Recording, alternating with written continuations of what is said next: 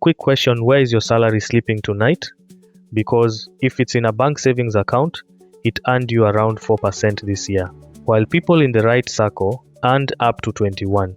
And no, you're not foolish for not knowing this. Nobody teaches it, but there are two completely different numbers inside a SACCO, and if you mix them up, you lock away money you might need next year. So give me 5 minutes and I'll show you how to join a SACCO the smart way. So why do SACCOs pay so much more than banks? It's actually simple. A SACCO has no outside shareholders to feed. The members are the owners, so the profit comes back to the members. And this year, the numbers were genuinely impressive. The top SACCOs declared 15 to 21% in dividends and 9 to 13% interest on deposits.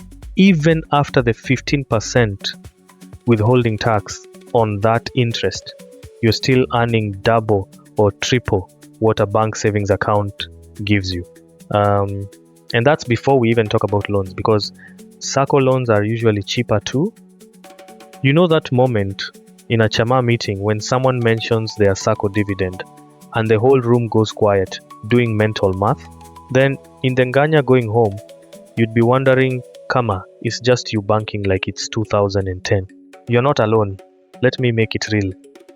Say you put aside 10,000 shillings a month in SACCO deposits and your SACCO pays around 10%. After a year, that's 120,000 saved plus roughly 6,000 in interest, because the interest builds as you deposit.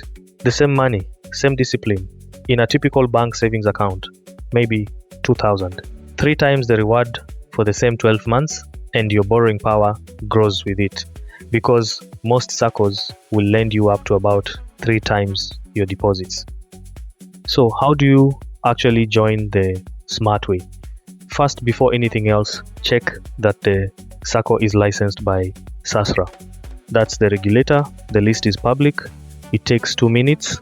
Second, look at their last 3 years, not just this year's headline, because one big dividend can be a one-off.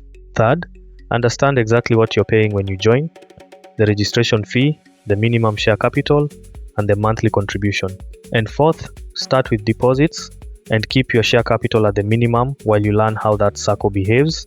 You can always buy more shares later. Now, the catch, because this channel doesn't sell dreams, that 21% you saw in the headlines, it's paid on share capital. And share capital is locked, you cannot withdraw it. The only way out is selling your shares to another member. The 9 to 13%, that's on deposits, which you can get back, but usually only when you leave, and with notice, sometimes 60 days. And dividends are not a promise. They're declared each year at the AGM after the money has been made. A SACCO that paid 21% last year can pay 10 this year. So a SACCO is powerful, but it is not your emergency fund. That one stays in your money market fund. Episode 1 is right here if you missed it. And listen, don't take my word for any of this. SASRA's license list is public, the dividend announcements are public, and any serious SACCO will show you their AGM report if you ask for it. Check before you commit. Everything is linked in the description. Your move today is simple. Shortlist 2 SACCOs you actually qualify for through your job, your profession, or your county.